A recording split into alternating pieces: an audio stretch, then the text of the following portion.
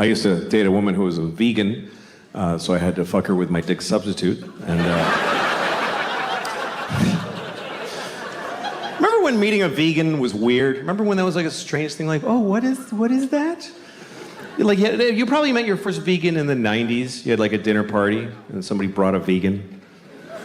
And they said, just so you know, I'm a vegan. And you're like, I'm sorry, you're a vegetarian? And they're like, no. All right, what is the thing? And they tell you all the, okay, yeah, I have no food for you. You can eat a napkin and shit paper, I don't care. But then you met another vegan, and you're like, oh, okay. And then now they're everywhere. Now, who cares? There's several vegans in restaurants and whatever. It's kind of like gay people, sort of a similar trajectory of growth and acceptance in the culture, you know? The gay people and vegans have a lot in common. Like, they both have to tell their families at Thanksgiving. That's when they have to tell them. And Dad gets angry. Your mother worked all night cooking that turkey, and you're telling me you're a fucking faggot? You know, it's drama. But those are the old days. Things are better now. I think it's pretty amazing when you think about it. The people used to say that being gay was wrong. Pretty recently, folks used to, like most people used to say that being gay was wrong. Of course, it's not wrong to be gay. I mean, it's pretty gay, but it's not wrong. But that's what people used to say. And now nobody says that. And I think that's a positive change. I think that's a good thing. Although I do wonder if there are gay people who miss when it was wrong.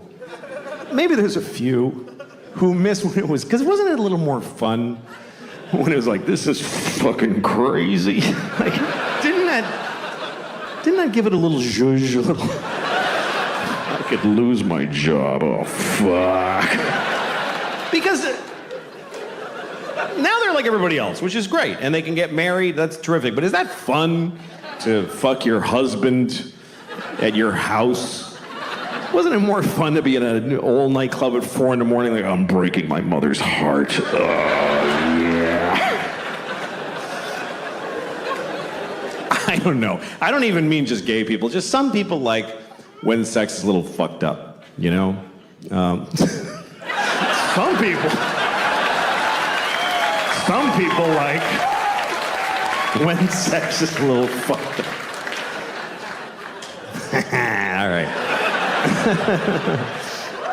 No. All right, you want to talk about it? Should we talk about it? Yeah, all right. I don't mind talking about it. Okay. Here's what I'll give you some advice.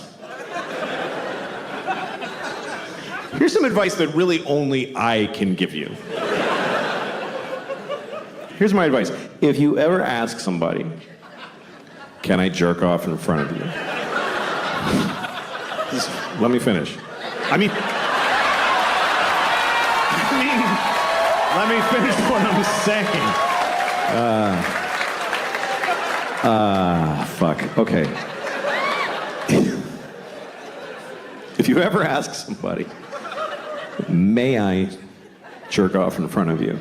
And they say yes. Just say, are you sure? That's the first part. And then if they say yes, just don't fucking do it. Just don't do it. Because look, whatever you're into, okay? Because everybody's got their thing. Whatever your thing is, I don't know. You all have your thing. I don't know what your thing is. You're so fucking lucky that I don't know what your thing is. Do you understand how lucky you are that people don't know your fucking thing? Because everybody knows my thing. Everybody knows my fucking thing now. Obama knows my thing. Do you understand how that feels? To know that Obama was like, good Lord.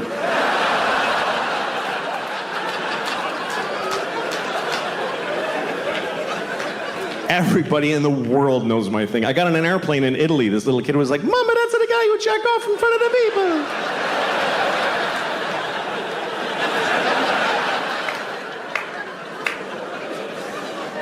So whatever your thing is, I don't know what it is. Maybe you can't come unless you have your father on speakerphone, whatever it is.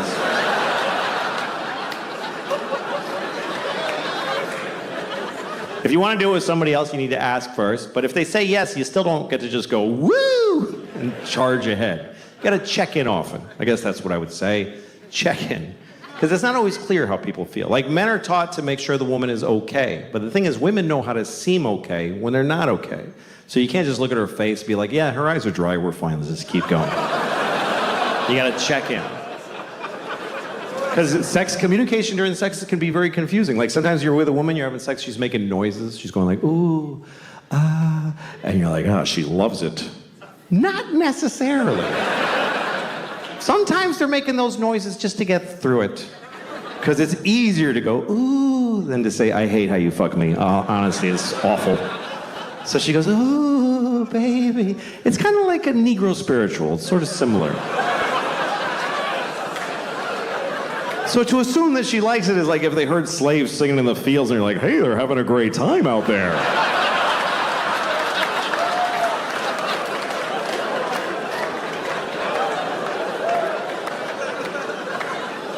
As far as my thing, I don't know what the fuck. People are like, why do you want to do it anyway? Okay, I don't know.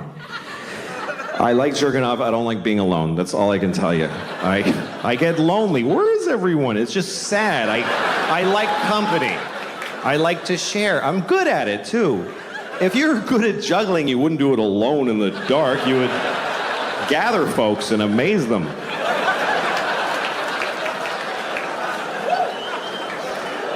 Anyway, that's all I'm going to say about that shit.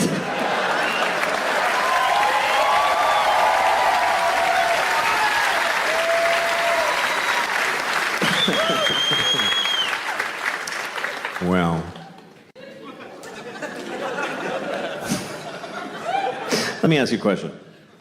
You ever wonder how many people ever fucked your mom? We're almost done. You're doing great. This is important to me. You ever look at your mom and go like, Mom, how many dicks? Just how many? I lost my mom, so those are the things I don't know, so I'm curious. I don't feel like a lot of dudes fucked my mom. Not because she's like pure, because I don't think so. But I hope it was as many as she wanted. That's what I hope. I hope she got all the dicks she ever dreamed of, because I loved her. I hope at the end my mom was like, that was plenty of dicks.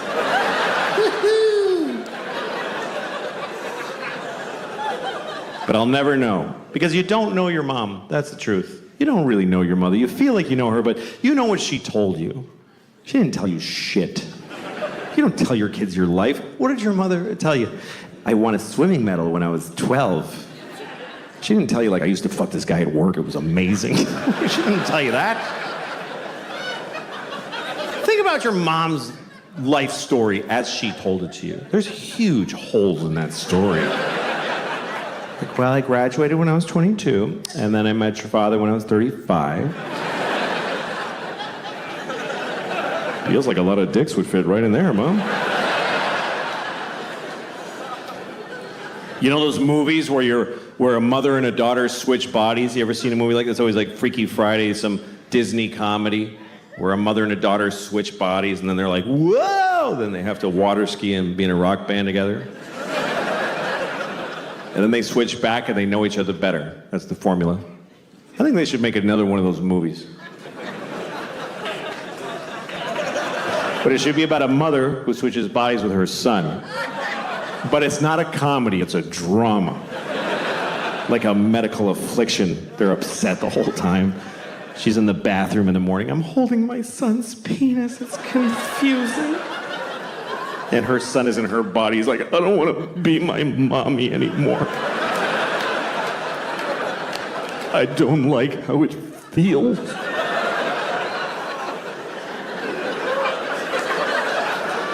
And his dad comes home and he starts fucking him.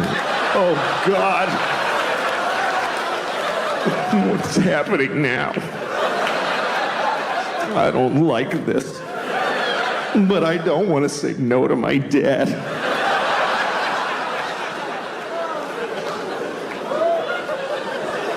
And then at the end of the movie, they never switch back. You guys were great. Thank you very much for coming tonight. It was a pleasure talking to you. Get home safe. Thank you very, very much. Good night.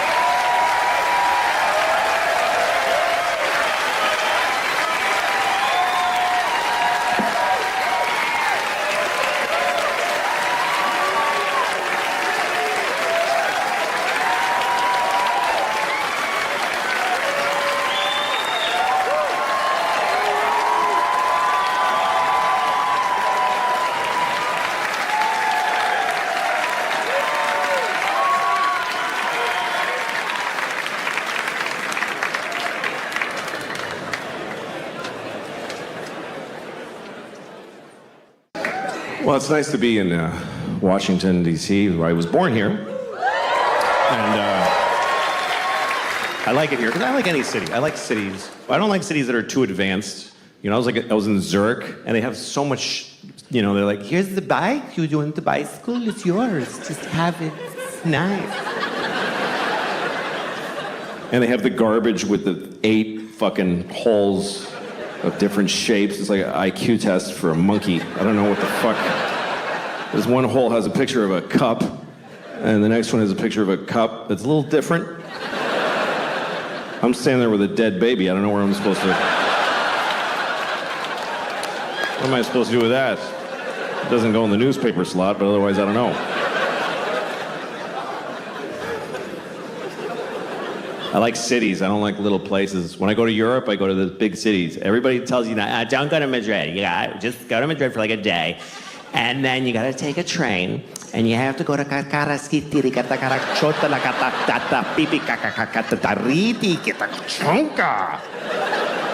It's a beautiful little old village. And you're gonna love it. Fuck you. You don't know me. I'm not gonna love a village in Europe with a bell that goes pang, like whenever, and a dog walking alone. I don't like cute little places. I don't like little towns in America either, with little shops. Oh, look at that little shop. Let's go in that little shop. Now let's get a divorce. Isn't that a better idea? You go in there. I'll just walk away. Just tell the kids I was a pilot and I got shot down. I don't like little shops. I'm uncomfortable in a little shop. You go in and it's like, clill-a-ling-ling, clill-a-ling. Now it's just you and her. You're surrounded by her dream.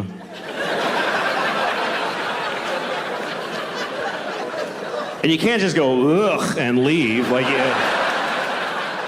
she saw you. You have to go all the way in now and look at all the little crafts that she made.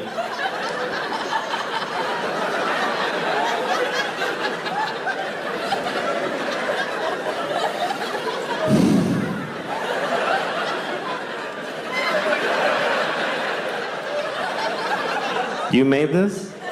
Really? You made this instead of killing yourself?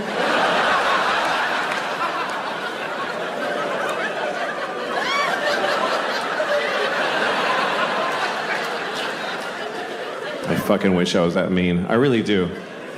All my fantasies are about being mean, just having the balls to like walk in a little store like that and just go like, oh, I don't like this at all. I don't like it in here. Mm-mm. What's your name? Debbie? Fuck you, Debbie. I don't like your store.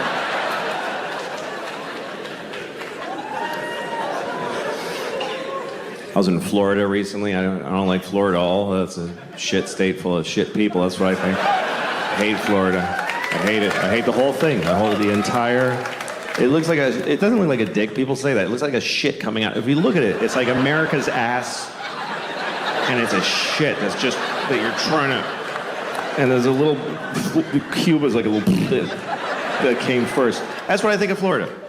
Every time there's a hurricane, I'm like, yeah, get them. Get them all, Melissa. No. I don't mean any of that. It's just fun. It's fun to pretend.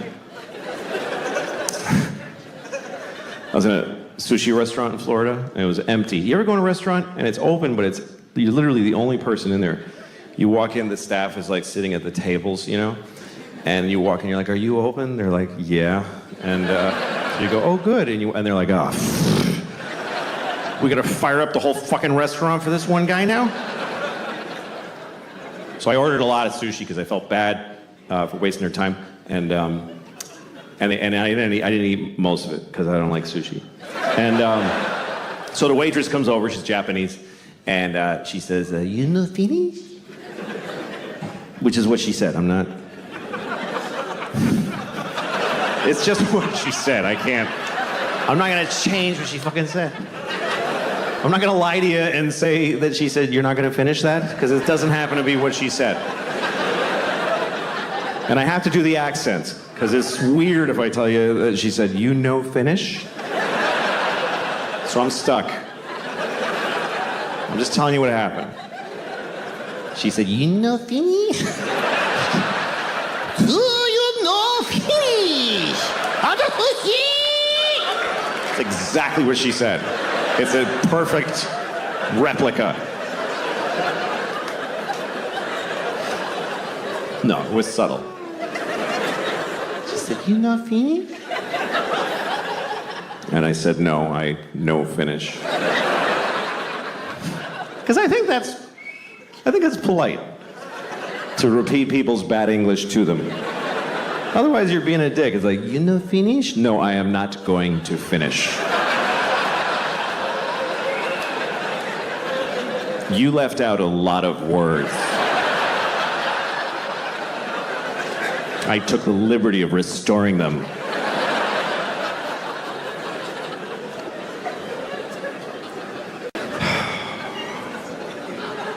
Anyway, I've been traveling.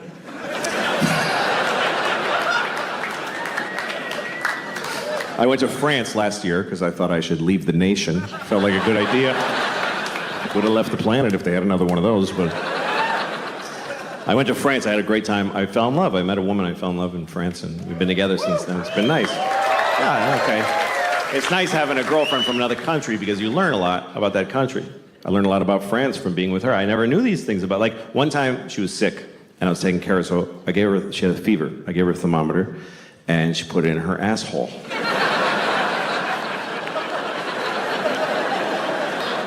Never seen that before. It turns out the whole country, all of France, puts thermometers in their assholes. And they don't put their eggs in the fridge. They have no respect for temperature in either direction. I was like, why are you putting it in your asshole? She said, you don't do this? You don't put here in America? I said, no, we don't put a glass thermometer filled with mercury in our anuses. You fucking savage. Well, we do it to babies and dogs because they can't talk. Every American baby's first words is, get that fucking thing out of my asshole. You ever take your dog's temperature? You have to hold your dog's ass still, and then you slip it in there, and your dog looks at you like, why would you do that? Why would you do that to me? And you're like, I could never explain it to you. But I need to hold it here for 60 seconds.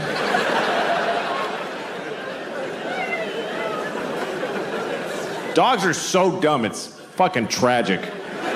It's sad how dumb they are. They're in our lives and they know nothing about what's happening. You ever been having like a dramatic moment in your family? Like you're in the living room telling the kids that grandma died and everybody's crying and the dog's sitting there like...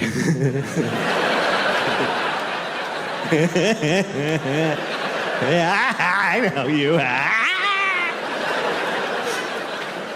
They're so stupid. Incredibly stupid animals. They don't even know their own lives. They can't even handle their own lives mentally. You ever throw a ball for your dog, and your dog gets the ball and brings it, and then you throw the ball again, the dog brings it, and then one of the times you throw the ball, the dog looks at you like, I didn't see what happened. I'm sorry, I don't know anything now. Please help. So you point at the ball, there it is, it's right there, it's right there. And the dog just looks at your finger. Because there's just no way he's gonna get this concept that there's an invisible line that he can follow with his imagination. I have a great dog. I got a dog last year. She's a great dog. I did not adopt her, I'll be honest with you. I bought her with money. That's the truth. People always ask me when I walk my dog in New York, that's a beautiful dog, is she a rescue? I'm like, no, she's very expensive, please don't touch her. I did rescue a dog last year, and it bit everyone in my life.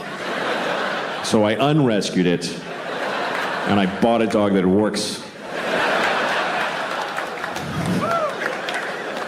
In New York, everybody rescues their dogs like this. I rescued this dog. I rescued her. She has no eyes. And she's dead.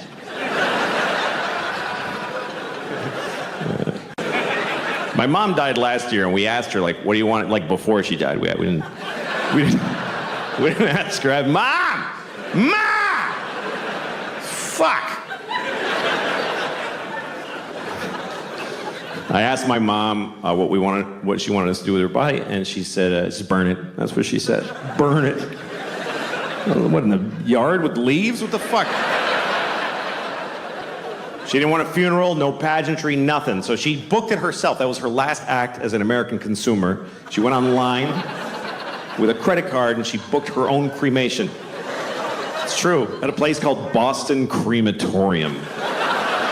Just this place that burns bums and dogs all day, and they just folded my mom and did a workload. We didn't even know, just this guy showed up. I'm here for you, Ma. All right, Sully, she's in there. And he went in there to prepare her. My sisters are waiting in the hall, and he was in there for a while. I didn't say anything. I'm just saying he was in there with my mom for a long time. That's all I'm saying. And also that I was worried he was fucking my dead mother.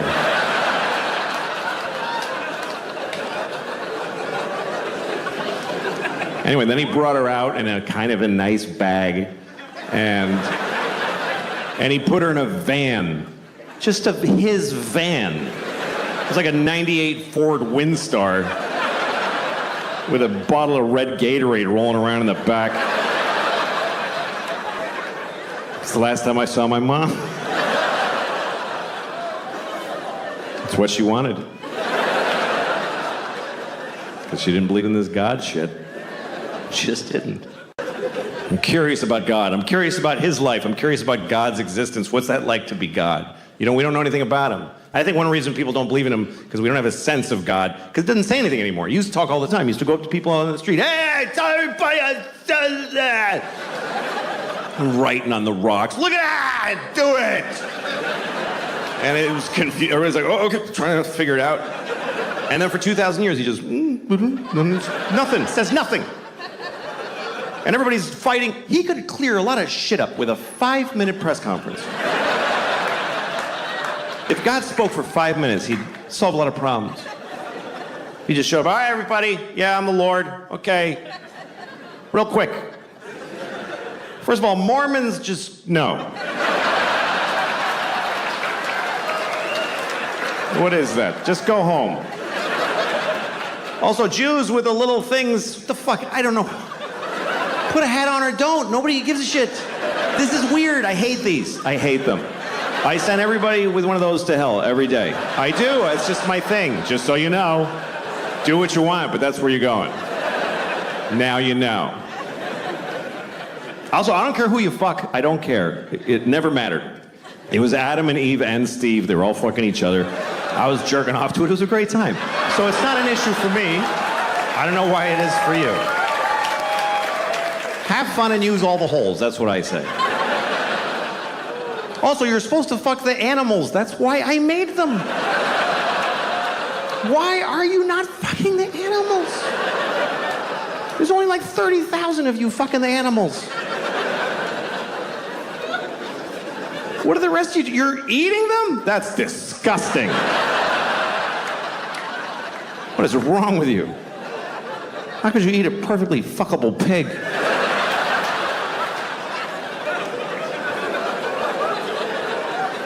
Saith the Lord.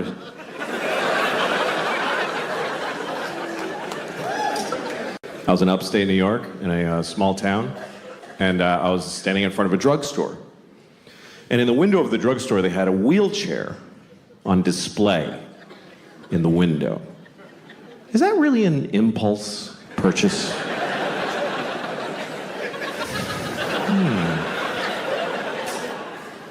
I should get a wheelchair. That would really help with my paralysis. Then I wouldn't have to drag myself everywhere I go, like I've been doing for 10 years since my legs were blown off at the marathon.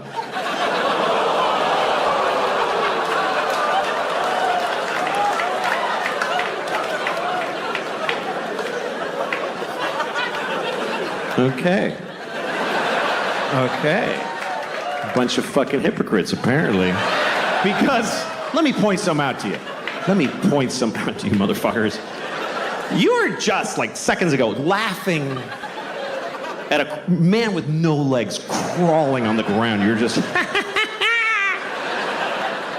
And then at the end, you're like, oh, but not those particular legless people.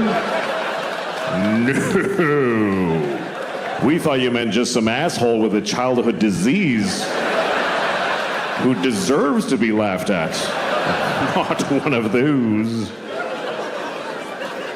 Now, we're laughing at all legless people equally. However you lost your legs. Ha ha ha. You haven't legs. And we've legs.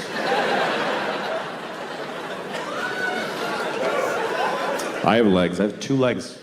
2 fucking legs. That's the maximum amount. I fucking love having 2 legs. I fucking love it.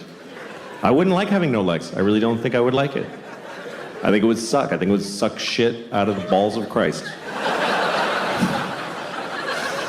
It's an old Southern expression. It's not used like it used to be. I think 2 legs is better than none. That's what I think. That's just my opinion. It's not popular. You're not supposed to say that because you're supposed to always be very positive about disabled people. But I think that puts pressure on them to be positive. What if they don't want to be? Because the only story we want to hear is about the amazing disabled people. He's amazing. He lost his legs and then he won the leg-having contest. What about disabled people who aren't amazing? Who are just ordinary with a sweatshirt and some potato chips and he's going, fuck, I wish I had legs. No, this is better.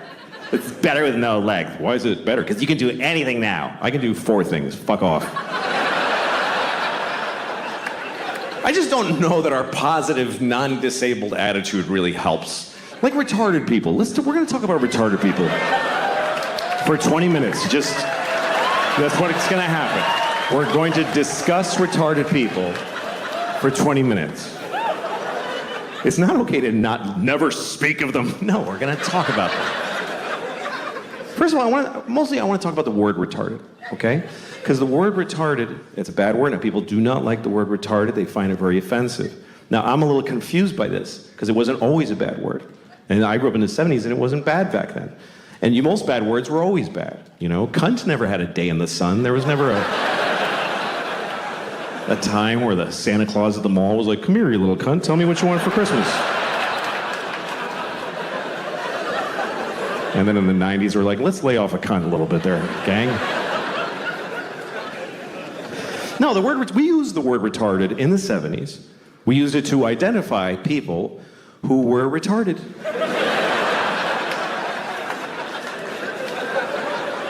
It wasn't controversial. It wasn't like, he's retarded. It was like, he is retarded. This fellow right here is retarded, right? I told you, yes, you're still retarded. He is retarded, everyone. And I grew up in Boston. We didn't say retarded in Boston. We said retarded. He's retarded. God bless him, he's fucking retarded. That's the way we used it. With love. Help the retarded. That's what people said in the 70s. Help the retarded. There was a lady outside the supermarket near my house every Christmas with a bell. She was like, help the retarded. Help the fucking retarded. You gonna tell me she was a bad person? She was helping the retarded. And I feel like we had more of them around back then. I haven't seen one in years.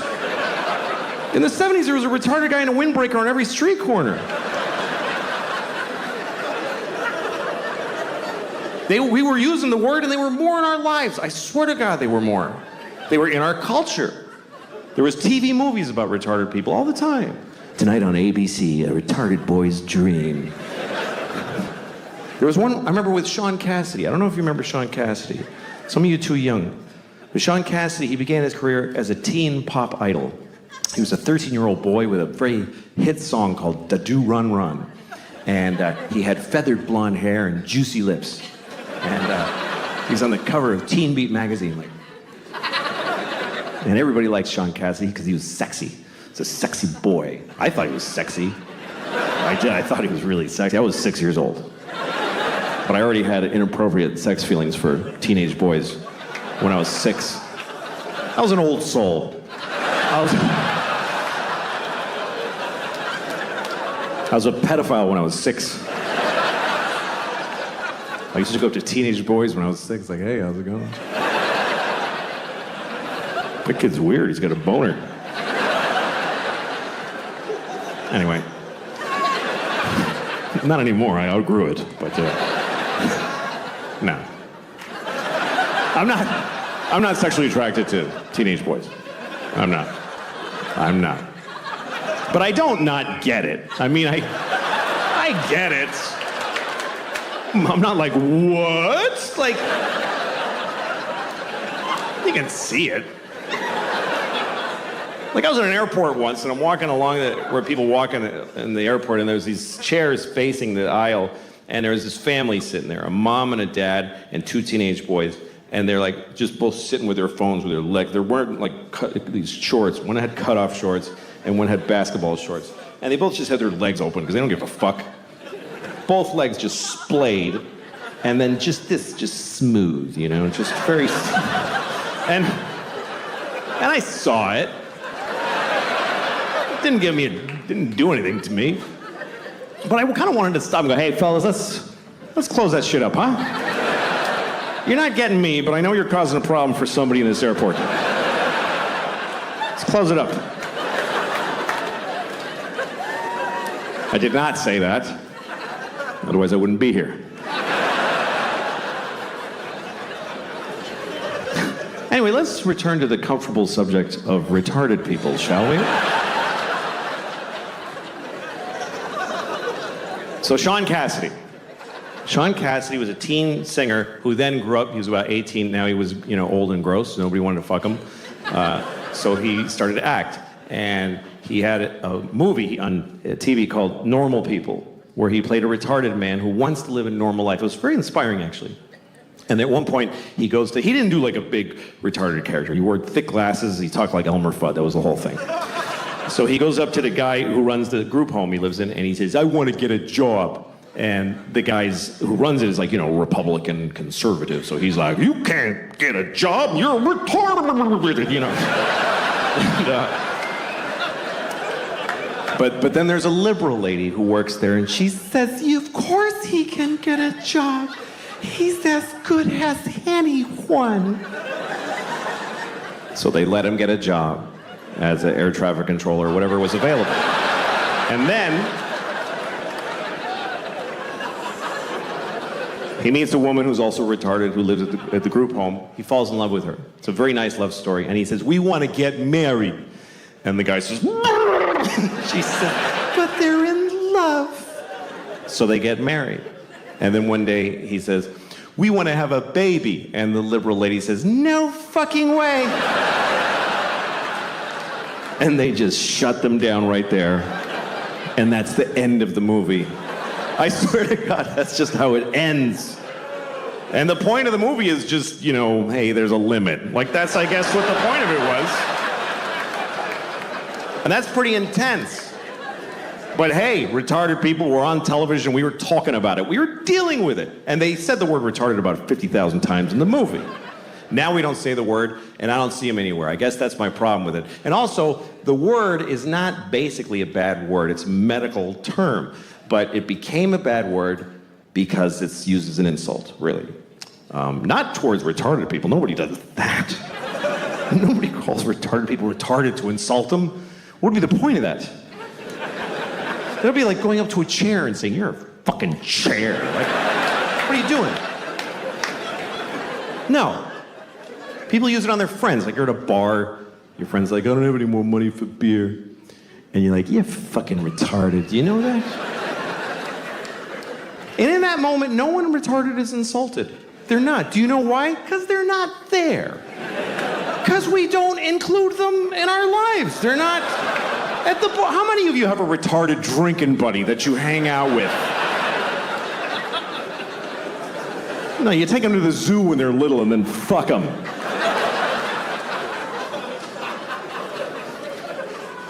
This is what I find confusing about this thing, is that we told many generations of people that they were retarded. We told them that that's what they are, and they lived with it, and they dealt with it. And then we just decided it's a bad word. So did we tell them this?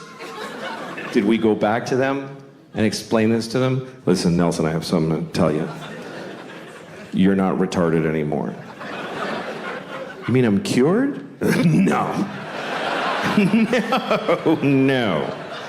No, we're not even working on it. I'm 52, and I like my 50s. I like this part of my life. It's my favorite so far. I'll tell you why, because I can still move around pretty good, and I don't have long to live. I view that as a positive, because life is a lot of pressure. The more life you had ahead of you, the more problems you have. Like, if you're 20, you might have 70 years to try not to be homeless or alone during. But I got maybe 24 years left. I can handle that. Like, that's an amount of time. I'm like, yeah, I can fucking do that. I can cover 24 years. And it gets easier every year less that I have. Like, I bought a winter coat the other day. I was like, this is my last coat. I don't need a bunch of these. It gets easier. I used to think I need to find a woman who will be with me forever. I need a string of girlfriends at this point. Just a few more girls. I need 3 women in their 40s to get me through my 50s. And 2 in their 50s to get me through my 60s. And then when I'm 75, 21 years old. That's when I'm doing that. 21, she gets the rest of my money. Just blow me to my grave and keep the change. That's the offer on the table for anybody who's 21 when I'm 75. She hasn't been born yet, but we'll see what the new crop brings.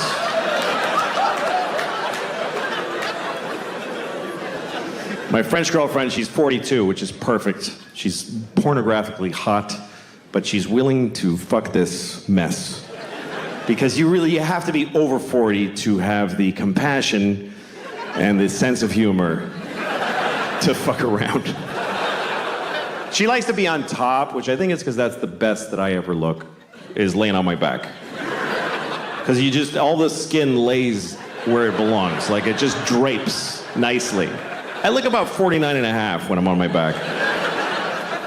And if I get on top of her, it comes off, it comes away from the bone like barbecued pork.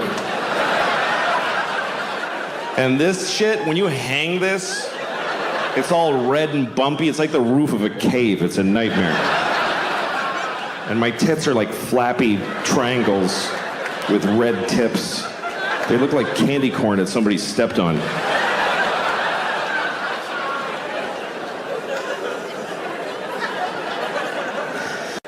Do you guys think there's a God?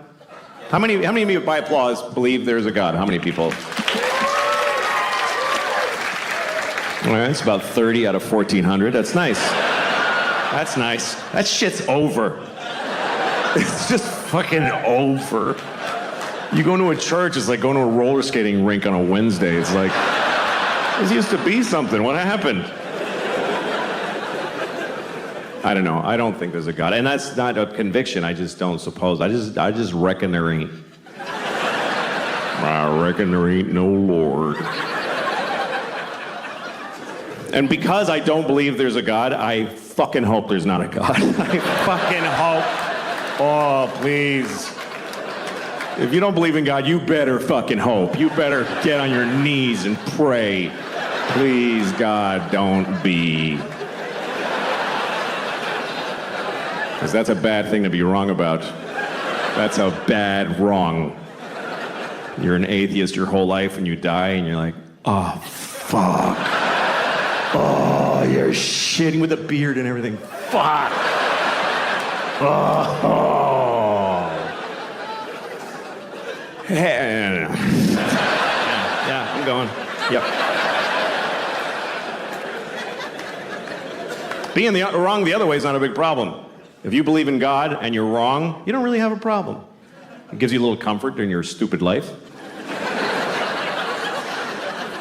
And then at the end, you're just seriously disappointed for like a second. It's the last feeling you get to have. You die, you're like, nothing? Seriously, nothing? Yeah, just get in the dumpster, sorry. Sorry, you're just garbage now. I mean, if you don't believe in God, that's what you believe, that when you die, you're just garbage. You are your family's newest garbage. I was talking to my friend the other day about Jesus, Christ. And I don't remember why, but I happened to mention that Jesus was Jewish. And my friend said, he was? And I said, yeah, Jesus was Jewish. And he said, I don't think so. And I said, that's okay. It already all happened. Doesn't matter what you think. But he argued with me. He was like, dude, Jesus couldn't be Jewish. Think about it. I'm like, you fucking think about it, you idiot. What was he then? What was he, Presbyterian? What was he? Catholic? Okay, Jesus was Catholic. And he had a gold chain with a cross. And when they nailed him up, he was like, oh, that's why we have those. That finally makes sense. I didn't even know. Oh, fuck, that's me. I'm the little guy on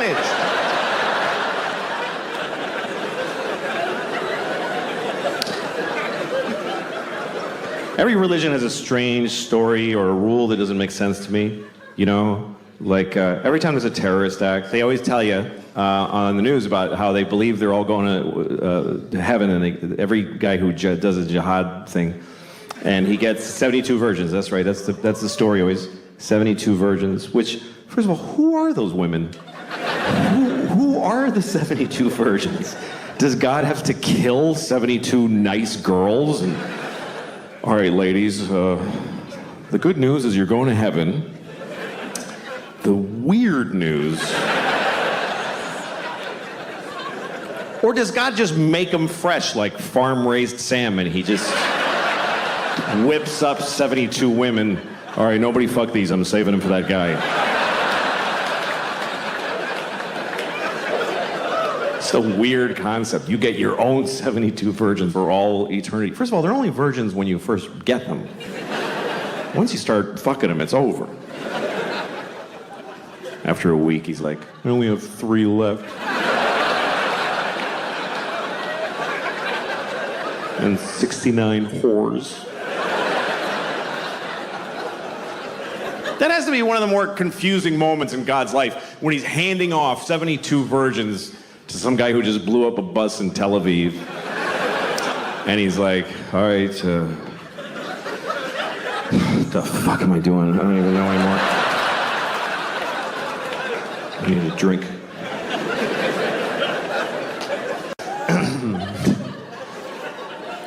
But it's nice having a girlfriend. It's better than being married, because, you know, with a girlfriend you can switch. And marriage is, fuck, that's hard. I feel bad for people that are in a bad marriage. If you're in a bad marriage, by the way, you know what you should do? Just stay home. Don't make people, just self-quarantine. Don't make people fucking look at you. You know those couples that come over for dinner and they're holding a gun to each other's heads like, hi, thanks for having us. Fuck. There's always that awful moment at dinner. One of them's like, we saw that show on Wednesday. The other one's like, it wasn't Wednesday. I'm gonna fucking puke because of your life. Oh, that's bad. I was on an airplane one time, and a married couple came on, and they had been sat separately. There was some mistake, so they're trying to figure it out. And the woman, she's supposed to sit here, she comes up to me and she says, would you mind moving so I can sit with my husband? And he's behind her, he's like,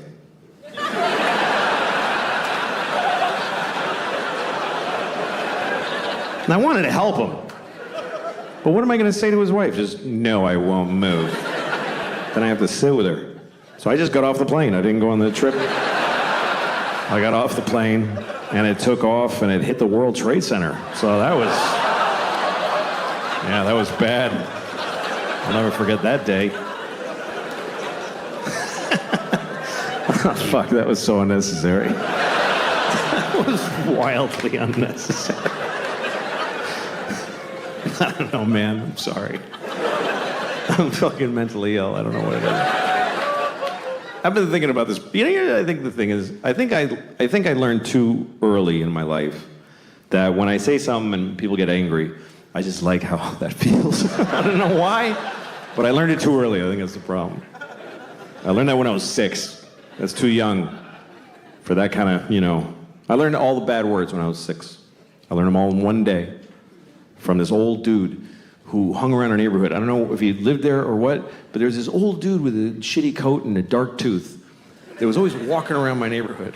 And if you were a kid walking alone, he'd walk up and, hey, talk to you.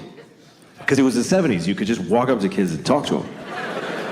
Now you can't even fuck them. It's crazy how things are. I'm sorry. I know it's wrong to fuck kids, by the way. Just to be clear, I know that fucking children is wrong. I don't even need to be told, I just know that it's wrong. I would know it was wrong even if it was popular. Even if people were like, you should fuck kids, it's great. I wouldn't do it. Even if kids came up to me all the time, you should fuck me, I like it, I wouldn't mind at all. I would say, no, thank you, young man. Even if doctors proved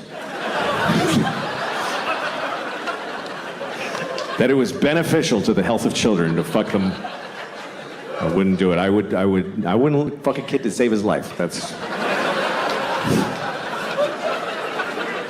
Even if somebody said to me, if you fuck just this one kid, then no kid will ever get fucked ever again. I might have to fuck that one kid. That might be the right thing to do. I'm saving all those kids. Oh, I'm saving them all. Not you. Not you. You're the last one.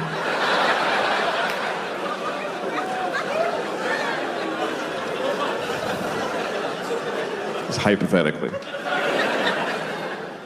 Anyway, so the old man came up to me on the street, and he said, hey, do you want to know all the bad words? And I said, yes, I think I do. So he's like, all right, okay, fuck, shit, piss, dick, balls, ass, cock, diarrhea, pussy, fart, cum. And I was like, just felt so good.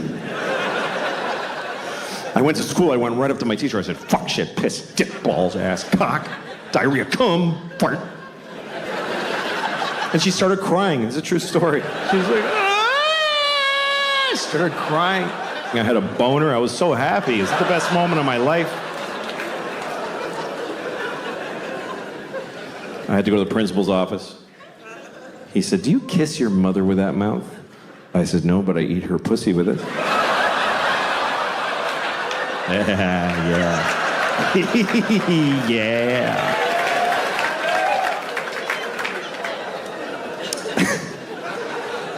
Anyway, relationships are tough. That's what I'm talking about. I hate New York. I really do. I used to love New York, but I hate it now. I'd rather be in Auschwitz than New York City. Honestly, I would. I mean Auschwitz now. I mean today Auschwitz, not back when it was open. I mean now. It's nice now. There's a gift shop. People go there on purpose. They buy tickets. I think that's weird. That people buy tickets to Auschwitz. That's weird. If you could have told those people back then, people are going to buy tickets to come here.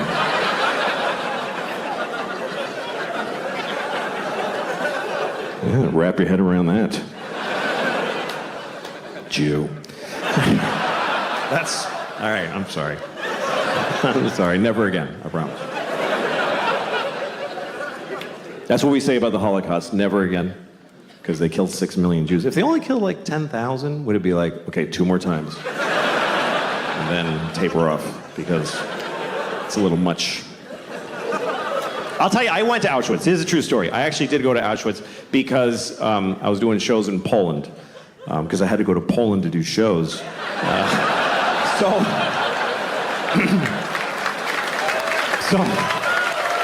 I was in Krakow. So I went to the camp. And I went there because of a very personal reason. Because I had family there. I had a lot of family there. 44 members of my family were in Auschwitz during World War II. I mean, they were guards. They worked there.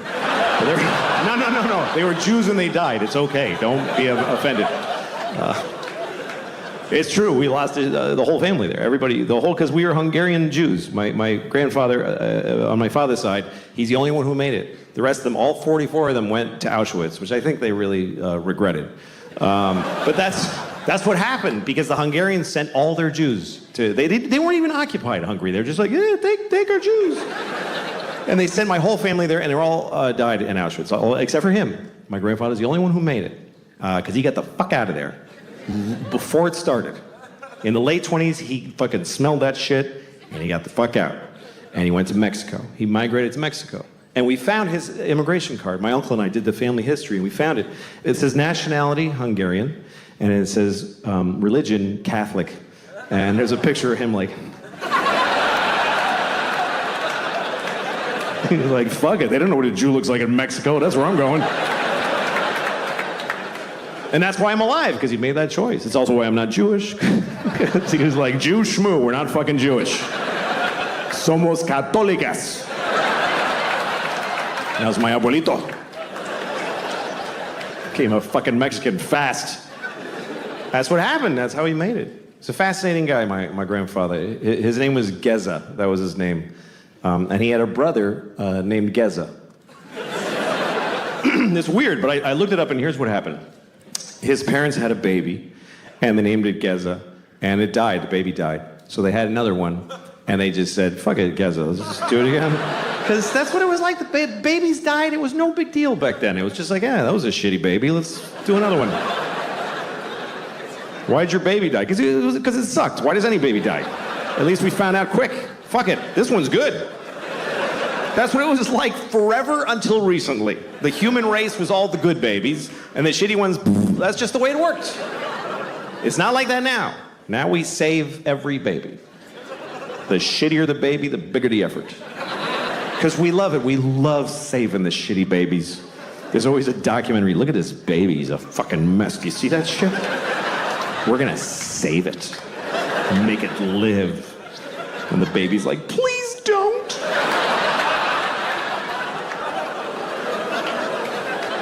But we don't like when babies die. We get more upset when a baby dies. What? Who knows this baby? Did you hear about Jeff? No, he was here for one day. Nobody met him.